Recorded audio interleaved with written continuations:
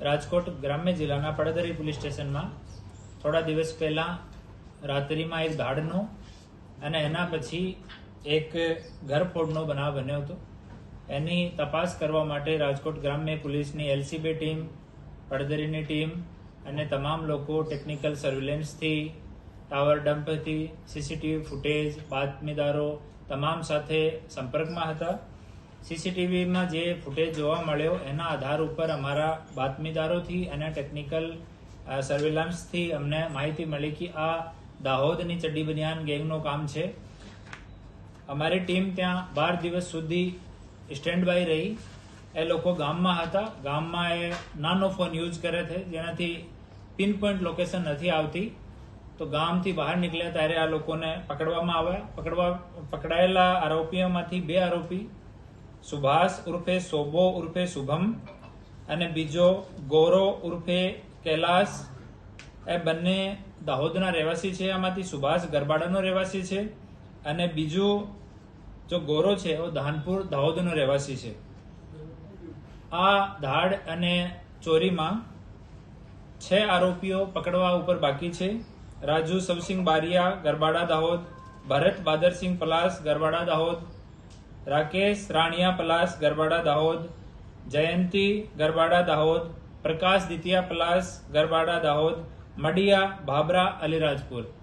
એ લોકો ઓર બાકી છે. એ લોકો ગુજસી ટોકના, આમાંથી 4 લોકો ગુજસી ટોકના આરોપી છે. જામીન ઉપર એ લોકો હાલ છે.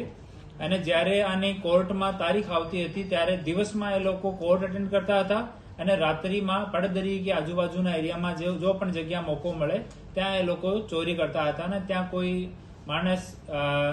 એક માણસ મળી જાય તો એની ઉપર હુમલો અને ધાક ધમકી આપીને લૂંટ પણ કરતા હતા. આ આરોપીઓ 3 ચોરી અને દાડની કબૂલાત કરી છે. એક પડદરીની દાડની કબૂલાત કરી છે, બીજી પડદરીની ચોરીની કબૂલાત કરી છે અને ત્રીજી રાજકોટ શહેરમાં રાજકોટ તાલુકાની એક ચોરીની કબૂલાત કરી છે. આમાંથી સુભાષ ઉર્ફે સોબો ઉપર 13 ગુના છે, જેમાંથી 2 ગુજસી ટોક છે. ગૌરવ ઉર્ફે કૈલાશ ઉપર 3 ગુના છે. રાજુ સવસિંગ બારિયા ઉપર 22 ગુના છે, જેમાંથી 1 ગુજસી ટોકનો ગુના છે. ભરત બાદરસિંહ પ્લાસ જો છે એની ઉપર 25 ગુના છે, જેમાં 1 ગુજસી ટોકનો ગુના છે. રાકેશ રાણિયા પલાસ ઉપર 15 ગુના છે, જેમાંથી 1 ગુજસી ટોક છે. જયંતી ઉપર 2 ગુના છે. પ્રકાશ દતિયા ઉપર 4 ગુના છે. મડિયા સંજય તિતરિયા ઉપર 2 ગુના છે. આમાં જેટલા લોકોના જૂના ગુના છે તમામ ગુનાના ઓર્ડર અમે લોકો નીકાળ્યા છે અને કન્સર્ન ડિસ્ટ્રિક્ટ સાથે વાત કરીને જૂના ગુનાઓમાં પણ આના બેલ કેન્સલ કરાવવામાં આવશે. સર, આરોપી મોડસ ઓપરેન્ડી શું હતી આ લોકોની?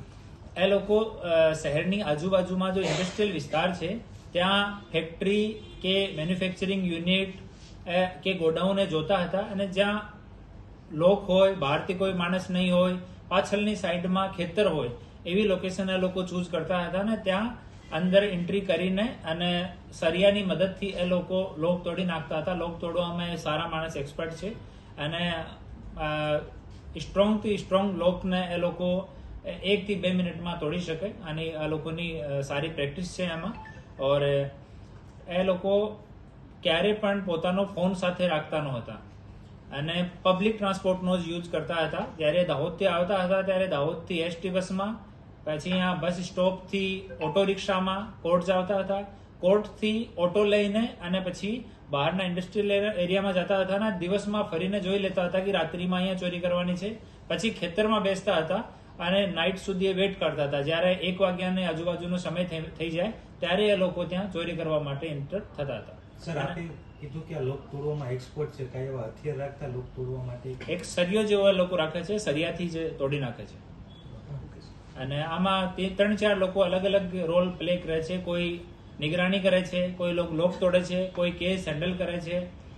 સારા અલગ અલગ તમામના રોલ છે. 4-5 નો ગ્રુપ અમુક તમામ ચોરીઓમાં લોકોનો રહે છે. Okay sir.